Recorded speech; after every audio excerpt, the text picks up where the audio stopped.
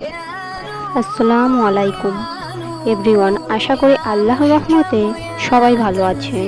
আর যারা দুঃখ কষ্ট পেরেশানি বা হতাশায় আছেন তাদের জন্য দোয়া রইল, আল্লাহ যেন খুব শীঘ্রই আপনাদের দুঃখ কষ্ট দূর করে দেয়। আমিন সুম্মা আমিন।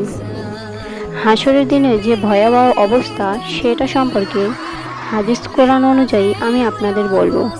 আনাস ইবনে মালিক রাদিয়াল্লাহু আনহু হতে বর্ণিত, রাসূলুল্লাহ সাল্লাল্লাহু আলাইহি সাল্লাম বললেন, কাফিরদেরকে হাসরের মাঠে মুখের মাধ্যমে হাঁটিয়ে উপস্থিত করা হবে।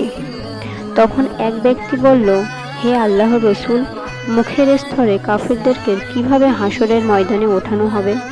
তিনি বললেন, দুনিয়াতে যে সত্তা দুপায়ের উপর হাঁটান তিনি কি কিয়ামতের দিন মুখের ভরে হাঁটাতে পারবেন না? তখন কাতাদা রাদিয়াল্লাহু আনহু বললেন, আমাদের প্রতিপালকের ইজ্জতের কসম, অবশ্যই পারবেন।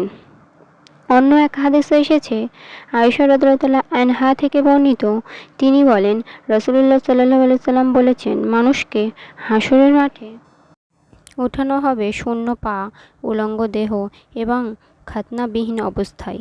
আয়েশা রাদিয়াল্লাহু আনহা থেকে বলেন, আমি তখন বললাম, হে আল্লাহর রাসূল সাল্লাল্লাহু আলাইহি সাল্লাম, তখন তাহলে পুরুষ ও নারীদের একে অপরের দিকে তাকাবে?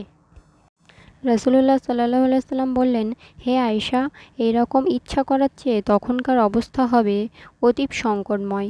কাজেই কি ভয়ে একে অপরের দিকে তাকাবে?